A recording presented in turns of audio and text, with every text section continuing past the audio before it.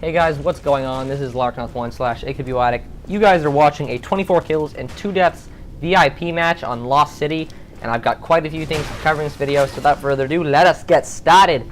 So first of all, just a little reminder to you guys for the Ghost Recon Online 3rd phase of beta will be going up on the 18th. That is only 3 days from now. So if you are interested in becoming a founding player of a third-person/first-person free futuristic shooter FPS, and that is extremely repetitive, check out the Ghost Recon Online video I made 2 weeks ago. It should be on my channel. The video should have instructions in the description about how to get yourself a beta key and how to get everything downloaded and ready for the 18th.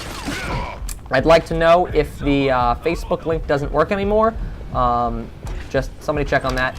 Second thing, I actually participated in an avatar contest for the first time in order to win some in-game currency and grenades for Ghost Recon Online, and my entry ended up tying for first place, so I'll be putting the winning entry up on the screen right about now.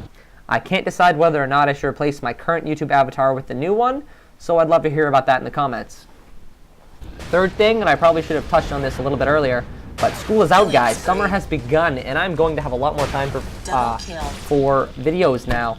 The last 2 weeks have been hectic, full of essays, final projects, and final exams.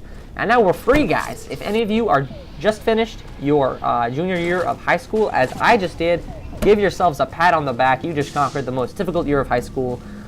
However, if you guys are sophomores going into junior year, good luck, buddy. That's all I gotta say.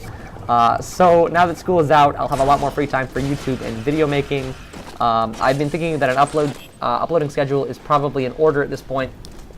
So what I've decided to do is to split up the days of the week by the game type and commentary type that I will try to upload.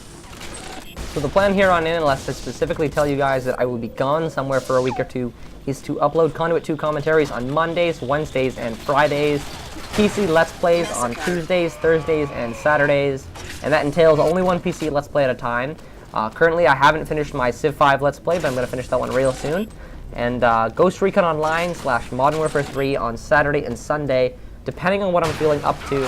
And that will probably be Ghost Recon Online for the most part.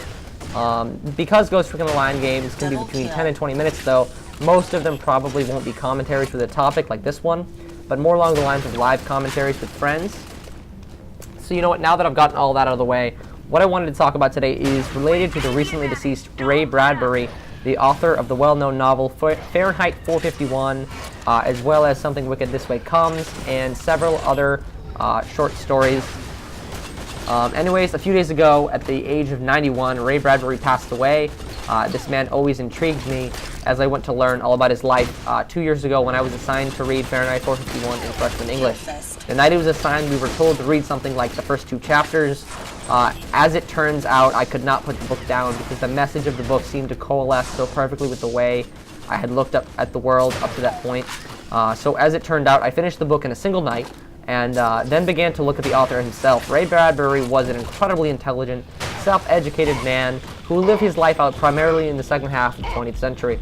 At a younger age, he nor his family could afford college for him, so what he did was begin to live more or less in his local library. He read and he read and he read, and that's how he learned everything he needed to know.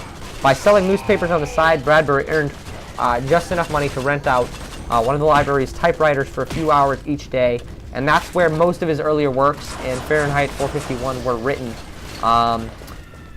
In its original less than 100-page form, Fahrenheit 451 was not as popular as it was today, not even close.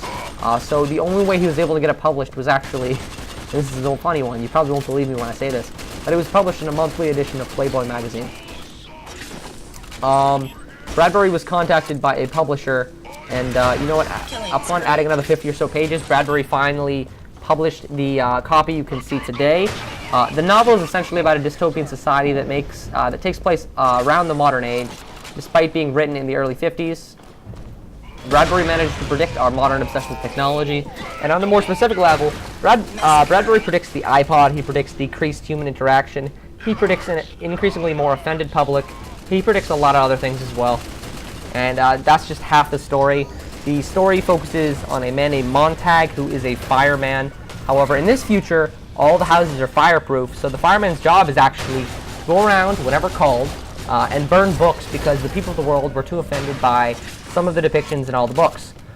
So they're illegal. On top of that, because people become less and less interested in literature, and more interested in technology, there's less human interaction. Everyone seems a lot more kind of like out of it. In that regard, Bradbury hits the nail on the head. This book was written in the 50s, way before any of these things even existed. He predicts crazy stuff, like his novel came out only 5 years after television networking came out. It's just really impressive.